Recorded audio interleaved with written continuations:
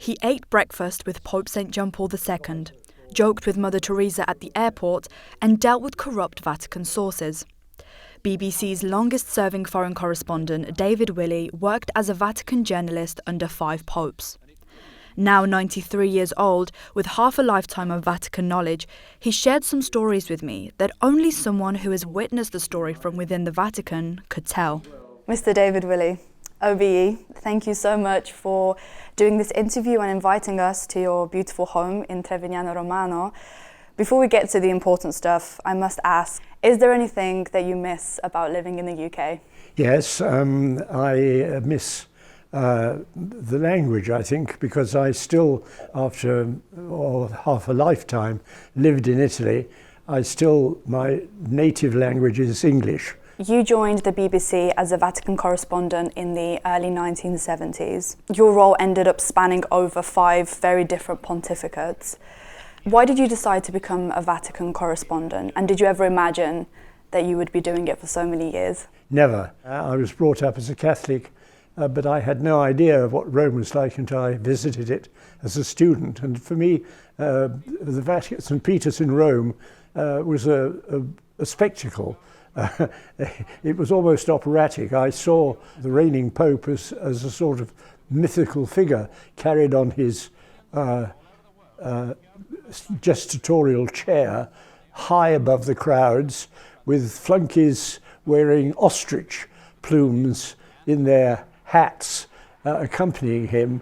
And the church in those days, the church's attitude to the believers and the congregations, the huge numbers of people visiting the Vatican, was that we speak, you listen, and that's it. And what, kind of looking at how the Vatican works now and how it worked in the 70s, what's the biggest difference that you see? Well, the Vatican has become completely digitalized because the current Pope is, of course, an American, which is says it all. He was born and brought up in Chicago, and he has all the technical knowledge needed to deal with the AI, artificial intelligence revolution. So he's highly technical in his approach, and he knows what digital technology can and cannot do, apart from carrying out the traditional role of papal spokesman. But of course, it was for me an extraordinary experience when Pope John Paul II was elected, because the Pope from Poland, he changed the whole attitude of the Vatican and allowed the correspondents living in Rome, covering Vatican affairs, to travel with him. We went all over the world. We went all over Africa, all over Latin America. I think I did some 50 trips. The idea before Pope John Paul II had been that the faithful should come to see the Pope in Rome here and hear what he had to say. John Paul reversed this by going out to meet his flock in person. By allowing journalists like me to join him on the papal plane, one day, for example, I found him sitting next to me at breakfast on the plane. He used to get bored during these very long journeys across the Atlantic or Pacific Oceans. And what does a journalist talk about with Pope John Paul II at breakfast on a plane? Well, I remember talking to him once about the usefulness of the United Nations, for example.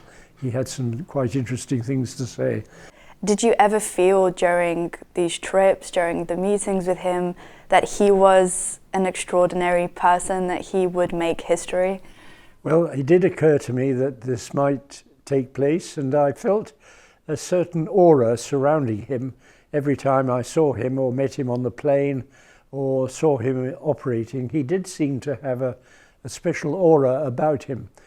So when he was made a saint, I was very glad that I would count myself among those who had spoken with a living saint. I ring up the Pope and he sends me a card.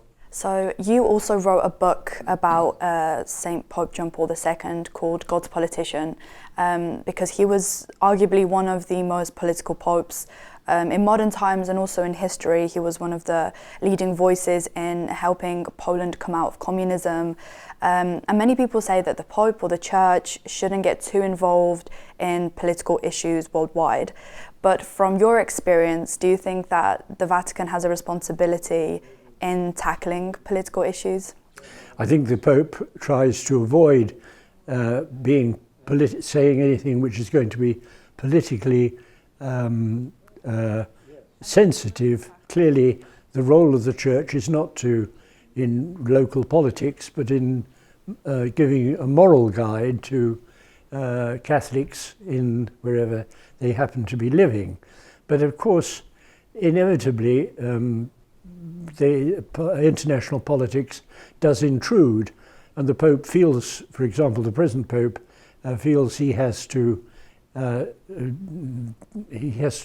be strong in his condemnation of what's happening, for example, in Gaza or in other wars around the world. Before you worked for the BBC, you were a Rome correspondent for Reuters.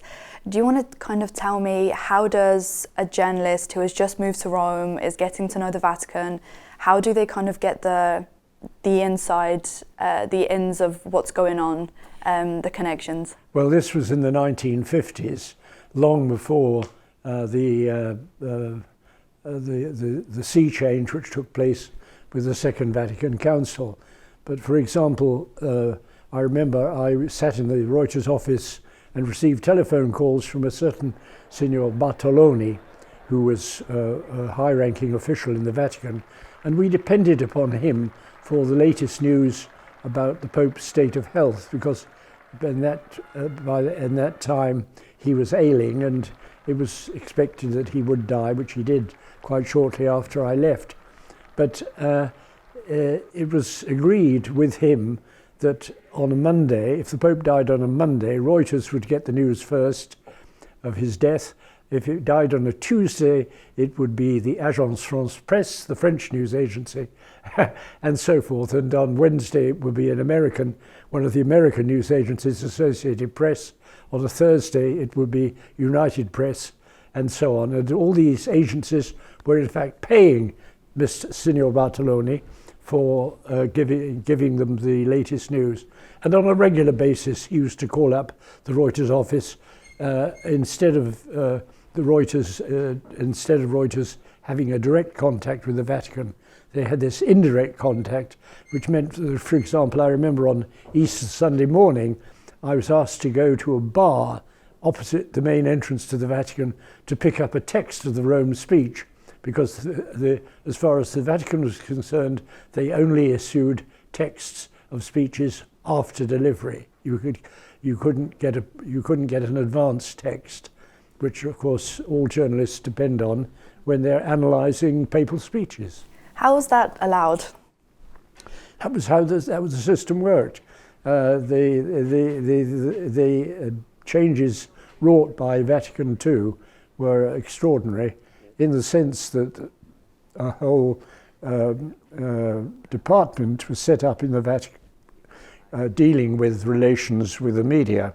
And globally speaking, reporting on the Vatican is quite a journalistic niche, but also what comes with it is the Catholic faith, which is something that brings a lot of emotion out of people. It's something that people are very tied to, are very opinionated about. It's a very traditional religion.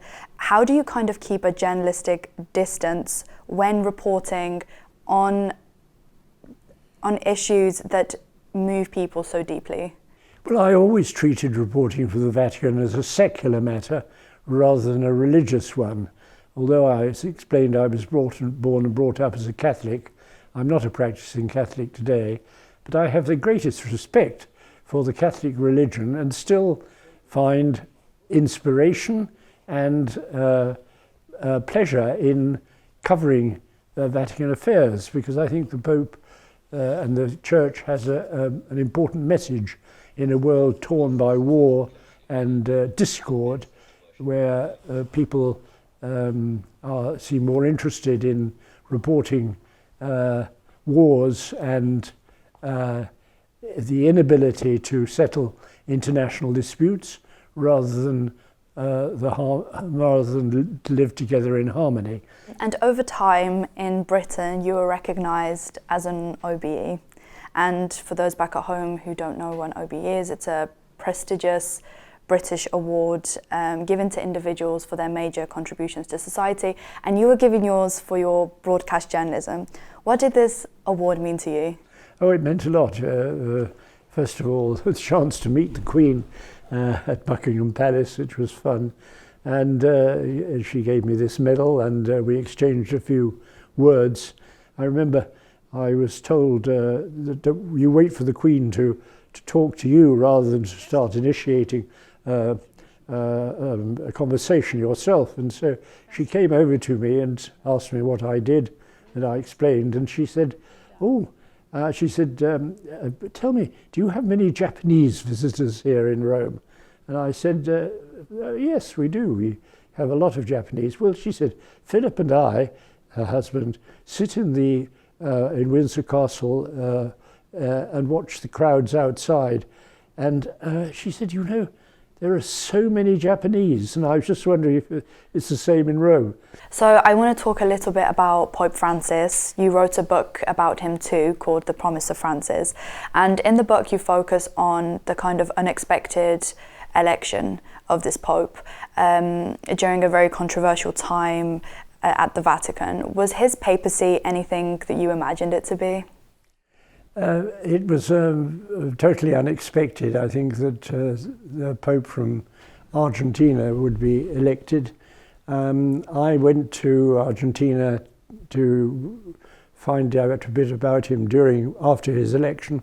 I was very impressed to hear about how he had lived so simply in Buenos Aires. He sold the limo which belonged to his predecessor and the rather splendid mansion in which his predecessor lived, and he went to live in 3 rooms next door to the cathedral and used to cook his own dinner at the weekends instead of having nuns to come in and cook his lunch. I went to present him with my book, and I gave him a copy when it was published, and he looked at it. I didn't start reading it immediately, clearly, but he was very welcoming, and I think he had this secret, he resolved the secret of being able to communicate on a personal level with absolutely anybody in an intimate and responsible way. And my last question, what's one thing that you are still amazed by or still can't believe actually happens inside the Vatican? I think in the early days of my residence in Rome, the day I decided to take matters into my own hand and call up the Vatican switchboard and ask to speak to a cardinal, I was put through immediately. This was Cardinal Casaroli, who later became the papal number 2, and I asked him, I said, could you give him a briefing on what the Ostpolitik means? Oh yes, he said, come round. I said, when? He said, this afternoon, is that all right? I said, of course, done. And I remember spending 3.5 hours with the Cardinal in his palatial Vatican surroundings, and he was very courteous and terribly informative. It was a pleasure, Mr. David Willey. Thank you so much. It's been a pleasure talking to you.